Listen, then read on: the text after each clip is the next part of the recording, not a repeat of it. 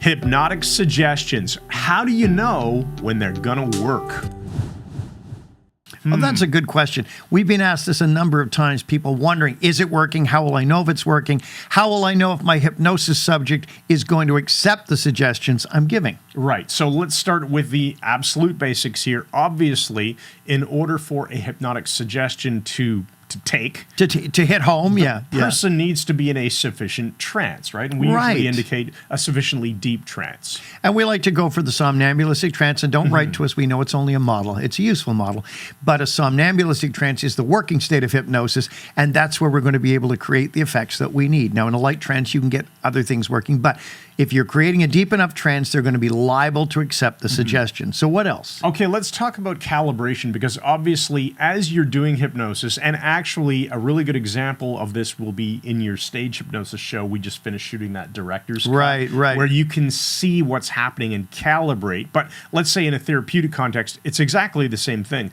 You will be instructing your client to do certain things, and you'll be getting a response. You might make easy suggestions, for example, a cataleptic hand or arm that can drop down as you go deeper. And if you start seeing that nice halted, you got something to calibrate to. You are able to calibrate. Now you can. We describe it like climbing a ladder of complexity. So you're starting with very simple suggestions, and if you're getting a response, and you can nod your head if you understand, and the person nods their head, that's very simple, right? Yeah. Now you can offer something a little bit more complicated, just baby steps. But you can also use the calibration just to look for external trance indicators. Right. And if you're seeing the external trance indicators, increased lower lip size, breathing shifts, head tilt, facial flushing, all these things, you know you've got a trance happening. So there's something else to calibrate to. Yeah, and like we just said, if you're interested in seeing a video where you can watch a lot of this happening in a stage hypnosis environment, we'll put a link in the description of this video to that director's cut of the stage hypnosis show that we just finished filming, which is awesome. Brilliant. I think that'll be an amazing thing for you to watch.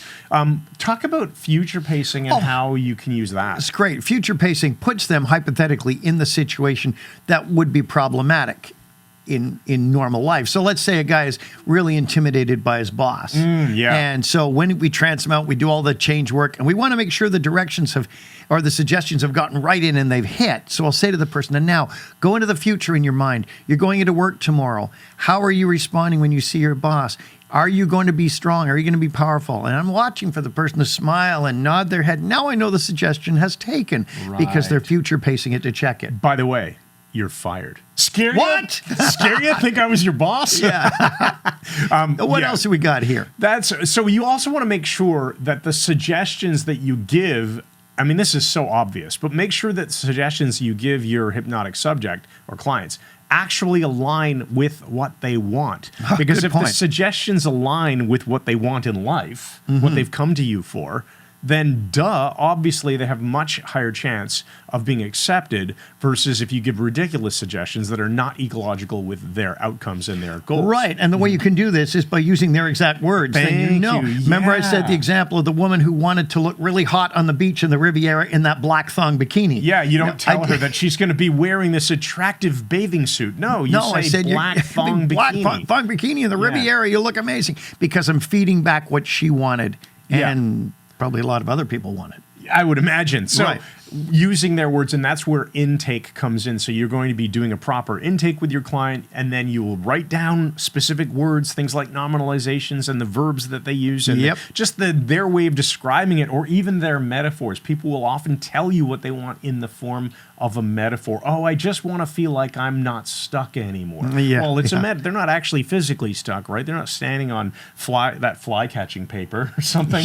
So use those words back in the session. And of course, if you want to learn more about this, what can they do, Mike? You can join the Mike Mandel Hypnosis Academy. Right, we do teach this stuff, and it's really simple stuff to learn, whether you're a beginner, whether you've taken a hypnosis training, and you just don't feel that you have the confidence yet because you don't understand the principles, or you were taught to read magical scripts at people. We teach based on principles. It's totally free to get started with Mike Mandel Hypnosis Academy. We'll make sure there's a link in the description under this video. While you're here, please hit that subscribe button, and then I think after you hit that subscribe button on YouTube, you get a little bell so you can get notified of all our future video postings, and we'd love you to click that. And drop a comment and let us know if you like this video, how much you like this video, and we'll see you in the next one. Thank you again. And good night. Good night.